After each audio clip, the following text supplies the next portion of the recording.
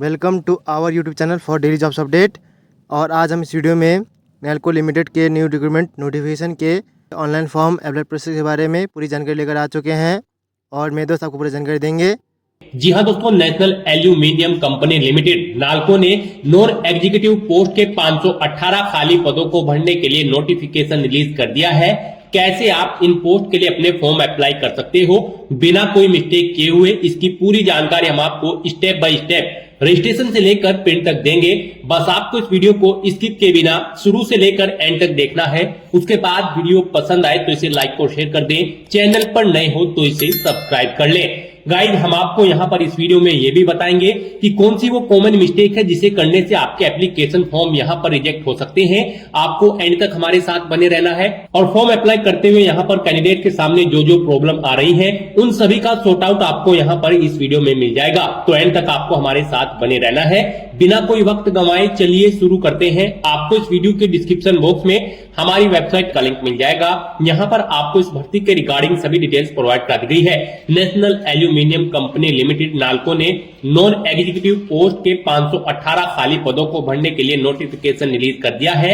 आप 21 जनवरी 2025 तक अपने फॉर्म अप्लाई कर सकते हो ऑल इंडिया से। आपको इस पेज को नीचे स्क्रॉल डाउन करना है, इंपोर्टेंट लिंक सेक्शन में आकर ऑफिशियल नोटिफिकेशन पीडीएफ लिंक पर क्लिक करके इस भर्ती के नोटिफिकेशन को ओपन कर लेना है और इसमें से आपको पूरी डिटेल रीड कर लेनी है। उसके बाद आपको अप्लाई करना है। अप्लाई के लिए भी आपको हमारी वेबसाइट के इसी पेज पर ही अप्लाई ऑनलाइन का ये लिंक दिया गया है। जैसे ही आप इस लिंक पर क्लिक करेंगे तो आपके सामने यहाँ पर नाल्को का ये ऑफिशियल पोर्टल खुलेगा। गाइस, यहाँ पर अगर आपने पहले से रजिस्ट्रेशन कर रखा है तो आपको sign in slash already registered इस टैब पर क्लिक करना है। उसके बाद आपके सामने कुछ इस तरह से इंटरफेस ओपन होगा। यहाँ पर आपको अपना एप्लीकेशन नंबर एंटर करना है, पासवर्ड एंटर करना है, ये कैप्चा कोड एंटर करना है और अपने डैशबोर्ड में साइन इन करके आपको अपना फॉर्म अप्लाई कर देना है। और अगर आप इस भर्ती के लिए फर्स्ट टाइम अप्लाई करने जा रहे हो तो सबसे पहले यहाँ पर आपको अपना रजिस्ट्रेशन करना होगा।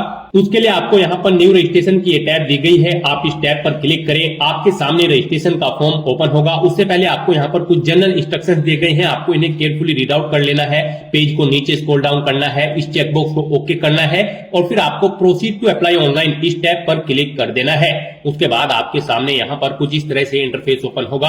अब यहाँ पर आपको सबसे पहले अपना मोबाइल नंबर एंटर करके उसे वेरीफाई कर लेना है। यहां पर आप अपना मोबाइल नंबर एंटर करें और सेंड ओटीपी ऑप्शन पर क्लिक कर दें। उसके बाद आपके मोबाइल नंबर पर एक ओटीपी आएगा, वो ओटीपी आपको यहां पर एंटर करना है और सबमिट बटन पर क्लिक कर देना है। ओटीपी वेरीफाई करने के बाद आपको अपनी पर्सनल डिटेल देनी है। यहां पर आपको सबसे पहले अपना नाम एंटर करना है, उसके बाद आपको अपने फादर का नेम एंटर करना है, फिर आपको अपनी मदर का नेम एंटर करना है, उसके बाद आपको अपना जेंडर सिलेक्ट करना है। मोबाइल नंबर आपको ऑटोमेटिकली यहाँ पर फिल मिल जाएगा जो आपने पीछे प्रोवाइड कराया है।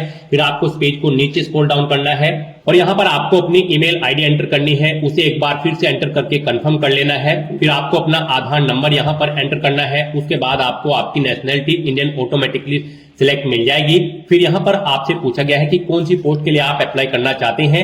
सबसे पहले आप सेक्टर सिलेक्ट करें, किस सेक्टर में आप अप्लाई करना चाहते हैं, एसएनपी कॉम्प्लेक्स या अंगुल या फिर M&R कॉम्प्लेक्स दामांग जोड़ी। आप ऑप्शन सिलेक्ट करें। उसके बाद यहाँ पर आप पोस्ट का नाम सिलेक्ट करें जिस भी पोस्ट के लिए आप अप्लाई करना चाहते हैं। फिर यहाँ पर आपसे पूछा गया है कि क्या आप नाल्को के डिपार्टमेंटल कैंडिडेट हैं, अगर है तो यस ऑप्शन सिलेक्ट करें और फिर अपनी डिटेल दें जैसे कि अपना पर्सनल नंबर, डेजिग्नेशन, पोस्टेड कहां है, और अगर नहीं है तो आपको नो ऑप्शन सिलेक्ट कर लेना है। फिर यहाँ पर आपसे पूछा गया है कि क्या आपने अपना एम्प्लॉयमेंट एक्सचेंज ऑफिस में रजिस्ट्रेशन करा रखा है, तो यहाँ पर आपको यस ऑप्शन सिलेक्ट करना होगा और फिर अपना employment exchange registration number enter करना होगा। यहाँ पर आपका रजिस्ट्रेशन होना जरूरी है एम्प्लॉयमेंट एक्सचेंज ऑफिस में। अगर आप यहाँ पर नो ऑप्शन सिलेक्ट करोगे तो फिर आप इस भर्ती पर अप्लाई करने के लिए एलिजिबल नहीं होंगे।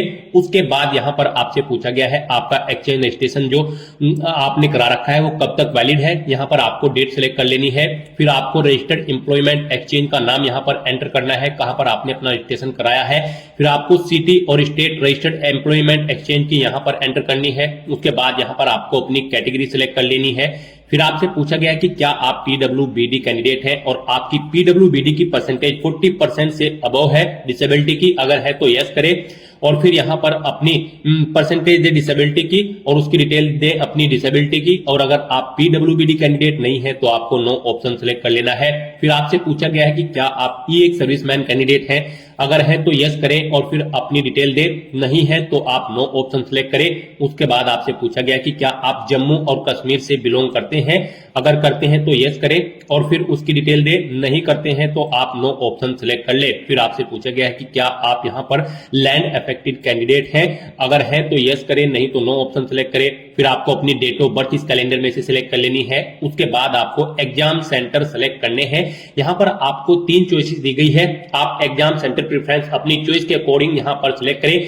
आप जिसे फर्स्ट नंबर पर रखना चाहते हैं यहां पर सिलेक्ट करें, जिसे आप सेकंड प्रेफरेंस देना चाहते हैं फिर सेकंड एग्जामिनेशन सेंटर सिलेक्ट करें, फिर थर्ड। इस तरह से आपको 3 एग्जामिनेशन सेंटर अपनी चॉइस के अकॉर्डिंग सिलेक्ट कर लेने हैं। फिर यहां पर आपको अपनी कॉन्टैक्ट डिटेल प्रोवाइड करानी है, अपना कम्युनिकेशन एड्रेस एंटर करें, फिर आप अपना परमानेंट एड्रेस एंटर करें। और अगर आपका परमानेंट एड्रेस आपके कम्युनिकेशन एड्रेस के अकॉर्डिंग सेम है तो आप इस चेकबॉक्स को ओके कर दे। ऑटोमेटिकली आपका परमानेंट एड्रेस आपके कम्युनिकेशन एड्रेस के अकॉर्डिंग फिल हो जाएगा।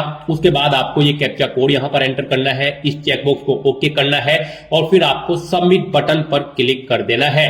उसके बाद आपने जो डिटेल्स प्रोवाइड कराई है इन सभी को आप कंफर्म कर ले, वैलिडेट कर ले, चेकआउट करके चेक कर ले कि कहीं पर कोई मिस्टेक तो नहीं है। अगर कहीं पर कोई मिस्टेक है तो आप एडिट डिटेल्स बटन पर क्लिक करके एडिट कर सकते हो, नहीं तो यहां पर अब आपको कंफर्म डिटेल इस ऑप्शन पर क्लिक कर देना है।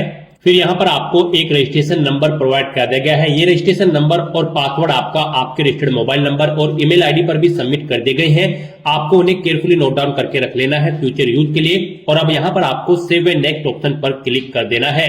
नेक्स्ट यहां पर आपको अपनी क्वालिफिकेशन की डिटेल प्रोवाइड करानी है।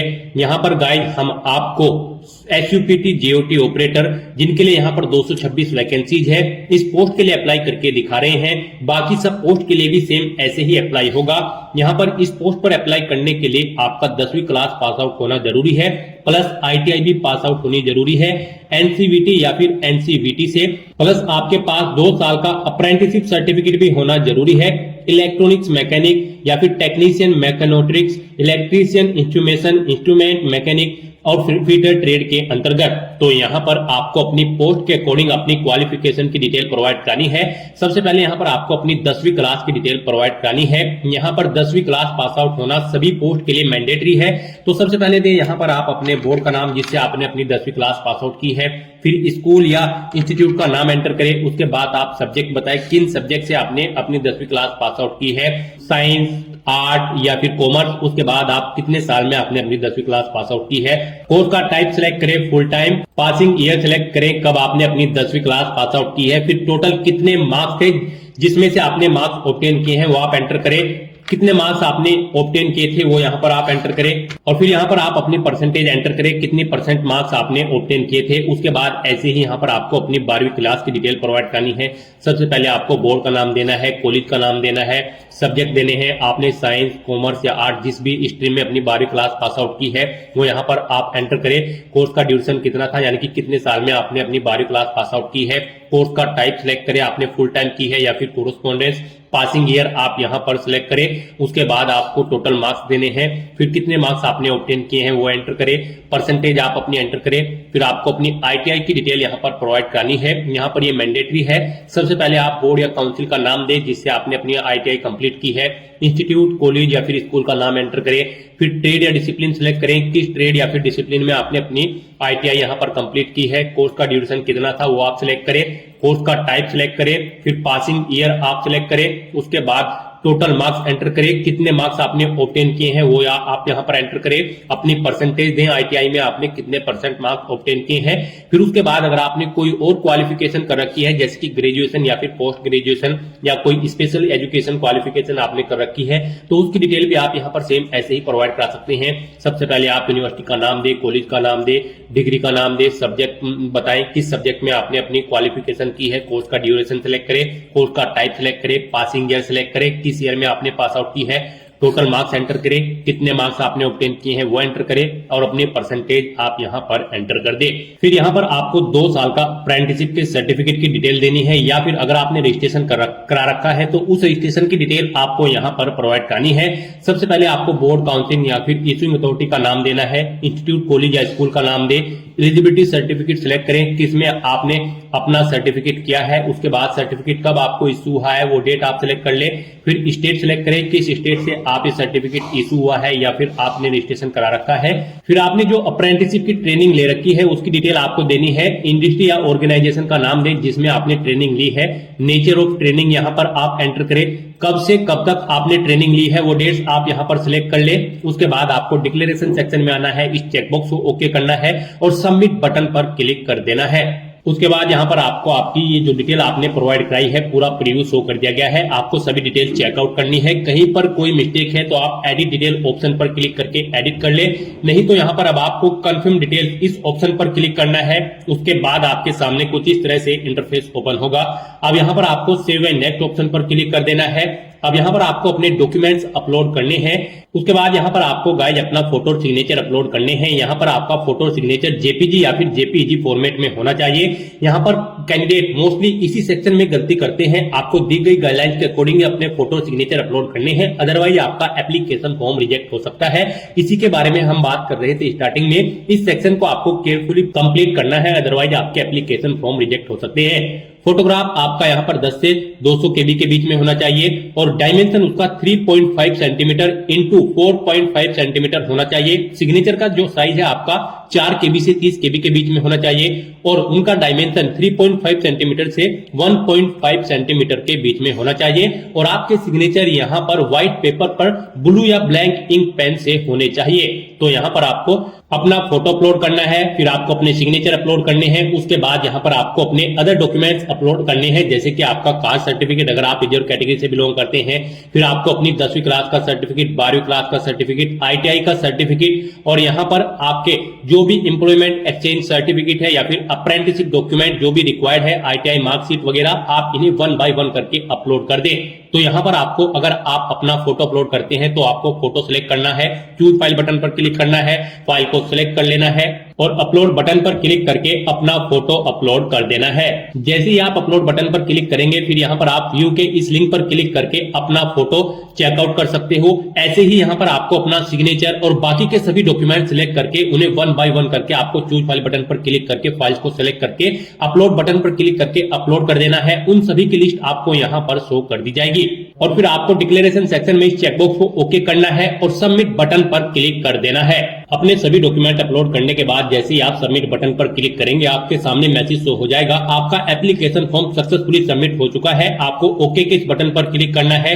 उसके बाद आपको आपके एप्लीकेशन फॉर्म का पूरा प्रीव्यू यहाँ पर शो कर दिया जाएगा। गाइस यहाँ पर अगर आप रिजर्व कैटेगरी से बिलोंग करते हैं, आप SC ST PWBD या फिर EX सर्विसमैन हो तो आपको कोई फीस जमा नहीं करानी है और अगर आप अनरिजर्व OBC EWS कैंडिडेट हैं तो आपको 100 रुपए फीस के रूप में जमा कराने होंगे। इससे पहले आपको फीस पेमेंट के इंटरफेस पर रिडायरेक्ट कर दिया जाएगा। आपको ऑनलाइन मोड में debit card, credit card, net banking या फिर यूपीआई के थ्रू अपना फीस पेमेंट कर देना है। उसके बाद आपका एप्लीकेशन फॉर्म भी सबमिट हो जाएगा और आपके सामने कुछ इस तरह से इंटरफेस शो हो जाएगा।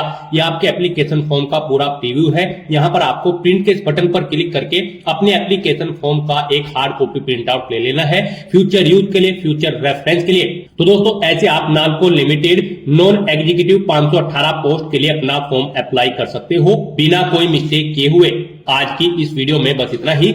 आई होप ये वीडियो आपको पसंद आई होगी। अगर पसंद आई हो तो इसे लाइक और शेयर करें। चैनल पर नए हो तो इसे सब्सक्राइब कर लें। Thanks for watching.